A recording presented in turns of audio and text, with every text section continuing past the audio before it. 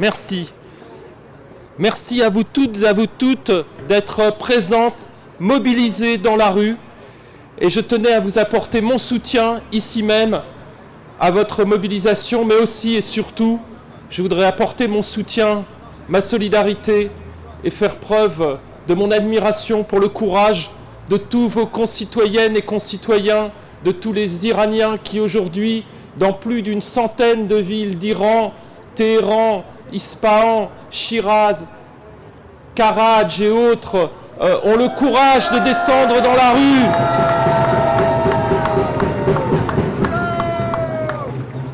Et que demandent-ils?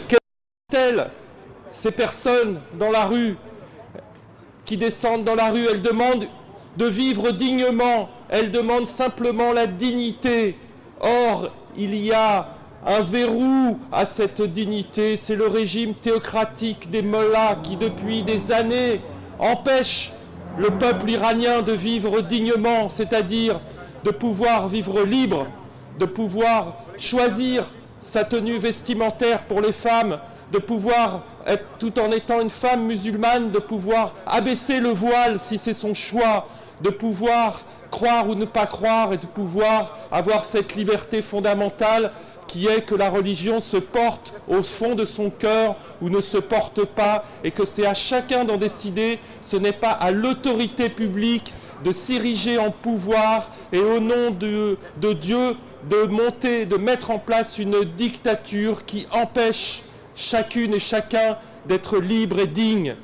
Et cette dignité du peuple iranien, elle doit aussi s'exercer au quotidien, dans des conditions de vie meilleures. La crise économique en Iran est une souffrance pour énormément d'Iraniens pauvres qui peinent à pouvoir s'alimenter correctement. C'est aussi la dignité, une peine que l'on porte quand on voit son environnement complètement dégradé, les rivières détournées, et aucune considération n'est faite au cadre de vie des gens qui vivent dans les banlieues des villes extrêmement polluées et dans les campagnes où l'écologie est le moindre des soucis de ce régime.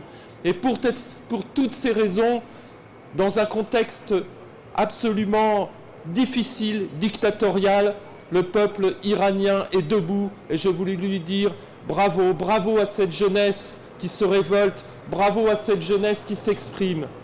Et bravo à elle, et ils nous entendent. Et je sais que les mots que je prononce, ce sont des mots à travers lesquels les Français se retrouvent.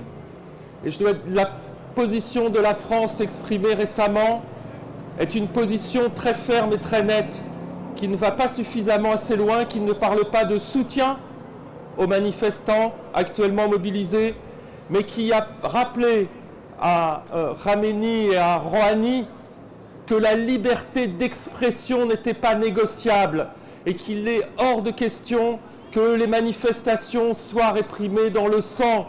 Et cette liberté d'expression doit être préservée. Le droit de manifester est un droit fondamental. Et le peuple français, vous le savez, est particulièrement attaché à ce droit d'expression, ce droit de manifestation. Et lorsque l'on est mobilisé collectivement, pacifiquement dans la rue, eh bien, il n'est pas le droit, il n'y a pas de droit, aucune morale, aucune justice ne donne le droit de réprimer ces mobilisations collectives, pacifiques, pour la justice et la dignité.